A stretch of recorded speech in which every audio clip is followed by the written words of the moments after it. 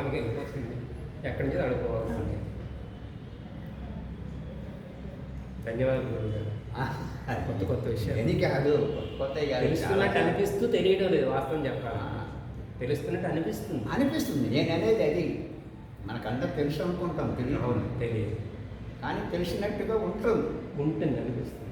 దాన్ని మనం సత్యాసత్యము వివేకంతో శోధన ద్వారా దాన్ని పట్టుకో. ఆ లోపల మదిస్తే అందులో సూక్ష్మమైంది బయటకు వస్తుంది. అయితే ఇప్పుడు అట్లయితే ఈ సృష్టి జరిగింది ఏమిటి? జీవుల కోసం. అసలు జీవుడి యొక్క స్వరూప స్వభావాలు ఏంటి? జీవుడి యొక్క స్వరూప స్వభావాలేంటి? స్వభావం అంటే తెలుసు కదా, స్వరూపం అంటే లక్షణ. స్వభావం అంటే దాని ఇంద్రియ మనసులతో ఎప్పటికీ ఎక్కడ దేనికి మారనటువంటి స్థితిని స్వభావం. స్వభావం స్వరూపం. మాకు స్వభావం అయితే సుఖమండి. అది సుఖము శుద్ధము కూడా. ఆత్మ సుఖ దుఃఖాలు ఉన్నాయా? ఆత్మకు లేవండి. ఏంటంటే అది అభిలషిస్తుంది కదా. దుఃఖం కావాలని ఏ ఆత్మ కోరుకోదండి. వాస్తవంగా అది బాగానే ఉంటుంది, కానీ మనం బాహ్యమైనటువంటి వ్యవహారాల వల్ల అది దానికి వెళ్ళిపోతుంది. అందుకనే నాకు ఎన్నొద్దు. ఇప్పుడు ఆత్మకి సుఖ దుఃఖాలు ఉన్నాయి. ఆత్మకు సుఖ దుఃఖాలు లేవు. బాహ్యం నుంచే భోగిస్తుంది అనుభూతి. అందుకే నేను అనేది ఆత్మ యొక్క స్వభావం ఏంటి? అప్పుడు ఆత్మ యొక్క స్వభావం ఏంటి అని అడిగితే మీరు ఏమన్నారు? సుఖ దుఃఖాలు అన్నారు. దుఃఖాలు సుఖం అన్నారు. సుఖమే అన్నారు అనుకోండి. సుఖం ఉన్న చోట ఎక్కడైనా ఏముంటుంది? జ్ఞానం ఉంటుంది. సుఖం ఉన్న చోట ఏదైనా ఏముంటుంది? సుఖము లేనిదే లేని సమయం దుఃఖం అంటే నేను అంటే మోక్ష అవస్థ స్థితి ఉంది కదండి. ఆ సుఖమును నేను అక్కడ అంటే శాశ్వత సుఖం ఏదైతే ఉందో, అంటే దుఃఖరహిత సుఖము, కేవల సుఖము. మీరు ఏదన్నా ఆలోచించుకోండి. అది సుఖం అంటే తప్పైంది, మీరు అన్నది కరెక్టే. నేను అలా అనుకుంటా, అలా కేవల సుఖము ఇలాగంటే సరిపోయేదేమో. కానీ నాకు ఏమొద్దు. ఆత్మకి సుఖ దుఃఖాలు లేవు. ఆత్మ యొక్క స్వభావం ఏంటి? ఆత్మ స్వభావం అంటే ఎప్పటికీ అక్కడ దేనికి మారనటువంటిది స్థితి ఏమిటి? మారని స్థితి అంటే అక్కడ చైతన్య, జ్ఞాన చైతన్యం, ఆత్మ స్వభావ రీత్యా. జ్ఞానం ఉంటే ఏముంటుంది? జ్ఞానం అంటే జ్ఞానం ఉన్నారు. జ్ఞానం ఉన్న చోట ఏముంటుంది?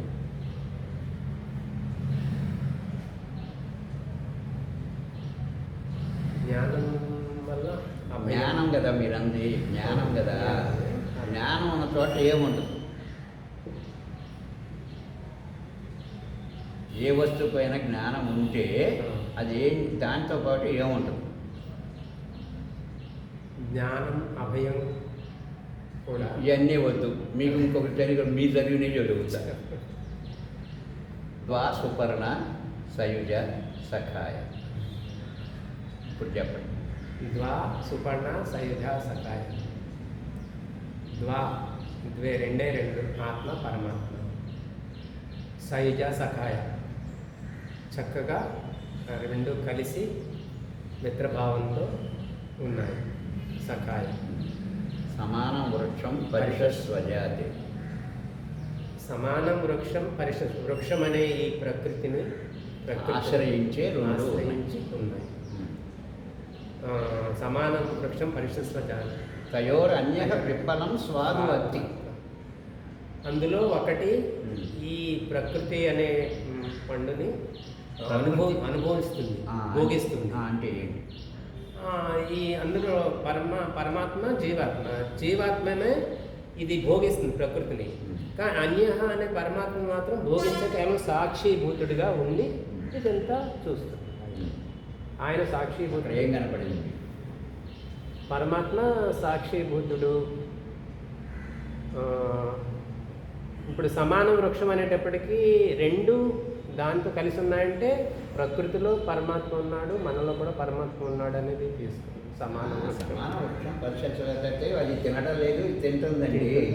అంటే జ్ఞానం ఉన్న దీనికి, దానికి జ్ఞానం ఉన్నది. రెంటికి సమానంగా జ్ఞానాలు ఉన్నాయి కదా. ఉన్నప్పుడు ఈ జ్ఞానం ఉన్నది రెండోది ఏం చేస్తుంది? రెండోది పరమాత్మ భోగించట్లేదు, ఇదేం చేస్తుంది? సాక్షి. పరమాత్మ సాక్షి. ఇదేం చేస్తుంది? రెండో జీవాత్మ అండి. జీవాత్మ భోగిస్తుంది. భోగిస్తుంది అంటే ఏం చేస్తుంది? జ్ఞానం ఉంటే దాంతోపాటు ఏముంటుంది? అందుకని చెబుతున్నాం, గుహత గుహ్యం తమో వియాక విశ్వమత్రును జ్యోతిష్కర్త. జ్యోతిష్కర్త అంటే జ్ఞానం. జ్యోతి అంటే జ్ఞాన జ్యోతికర్త. జ్ఞానంతో పాటు ఏముంటుంది?